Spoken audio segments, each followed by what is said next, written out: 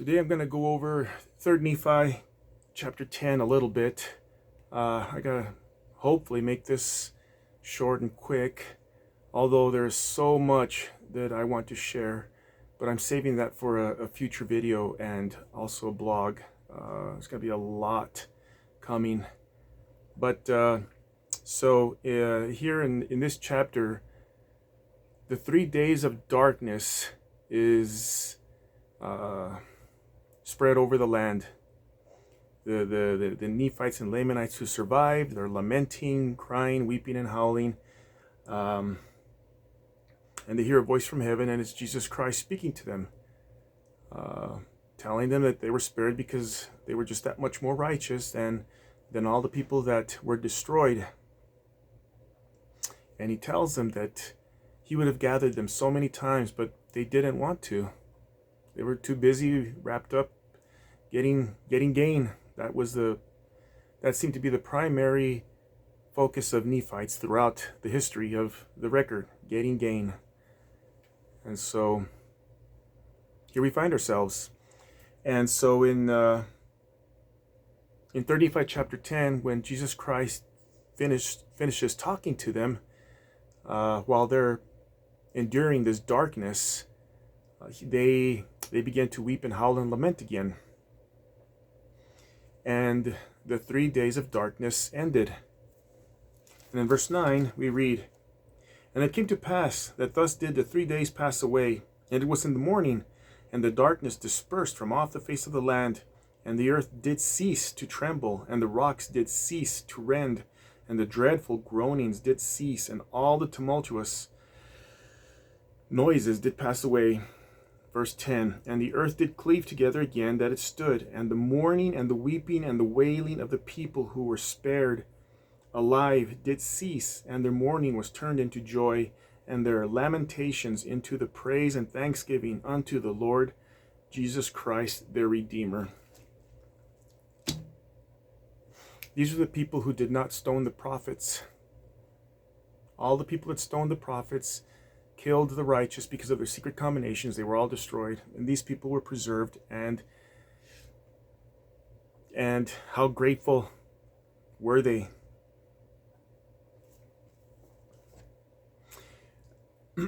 And so Mormon gives us a little bit of commentary throughout the rest of this chapter, and he ends this chapter by saying, the last couple of verses, verse 18, "And it came to pass that in the ending of the 34th year, behold, I will show unto you that the people of Nephi who were spared, and also those who had been called Lamanites who had been spared, did have great favors shown unto them, and great blessings poured out upon their heads, insomuch that soon after the ascension of Christ back in Jerusalem into heaven, he did truly manifest himself unto them, showing his body unto them on account of his ministry. And an account of his ministry shall be given hereafter. Therefore, for this time I make an end of my sayings." So for the next, from chapters 11 all the way through 26, we get an account of this ministry.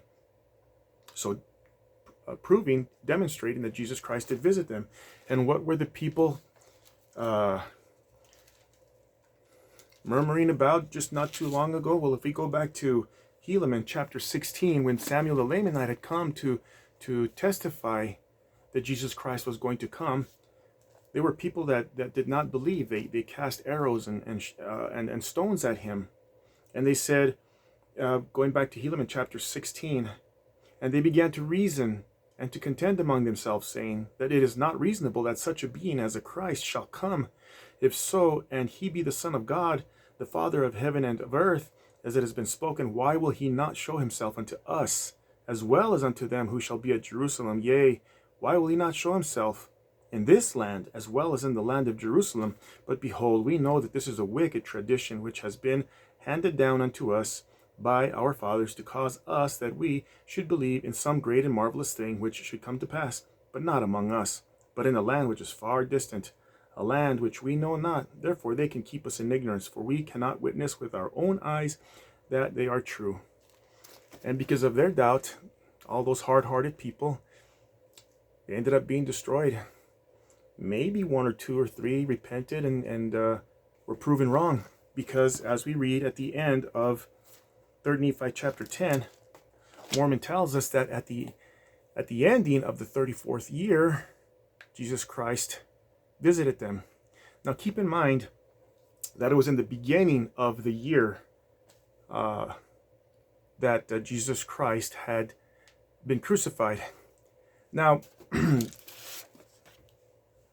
going to try and explain this as simply as I can before my brain explodes. In the Bible, the Jews had two calendars. There was an ecclesiastical or religious calendar, and then there was a civil calendar. And the civil calendar was used by kings for contracts, childbirth, things of that of those natures. And then there was the religious calendar or the ecclesiastical calendar, and that is how the feasts and festivals were appointed by the tracking of the moon. It was a lunisolar calendar. So I printed this up, and in the religious or ecclesiastical calendar, the first month is Nisan, which coincides with March or April in our Gregorian calendar, and that's when the Passover happens, and that's when Jesus Christ was crucified. And that is what we read here in the Book of Mormon in a couple of chapters back. And of course, those 3 days of darkness happened. That was during Jesus Christ's time in the spirit world before he resurrected. And so now, in the ending of the 34th year, that coincides with the month of Adar, which is the 12th month of the ecclesiastical year, which coincides with spring before the Passover. That would have been February, March time period in our Gregorian calendar. And so many months passed between the beginning of their calendar year and the ending of the year. And this is significant. Now, in the civil calendar, Tishri is the first month, and it coincides with September and October, and that's when Rosh Hashanah is observed. And it just, in our Gregorian calendar today, this just happened about a week ago. And so that explains that. There are a lot of good websites online that will explain the differences, the hows and the whys, and how it's supported by the Bible, in the Bible. As a matter of fact, in Exodus, the Lord told Moses that this shall be your first month. And so this is right before the Israelites flee Egypt. And so you can read about that. And as a matter of fact, I have an entire blog article written called, I can't remember now what it's called. Anyway, I'll link it. I'll put a link somewhere in the description, and if you're curious, you can check it out. But so between the time that the earth came back together and the 3 days of darkness dispersed and the ending of the 34th year, a lot of things happened, but we don't have a record of that. But it wasn't until the end of the 34th year that Jesus Christ finally showed himself to those few faithful people who just happened to be in Bountiful around the temple. And there are scriptures that say the Lord will suddenly come to his temple, and that can have more than one meaning. But in this particular case, it applies. And the same thing will happen when the Lord returns in glory to usher in the millennium. To be continued.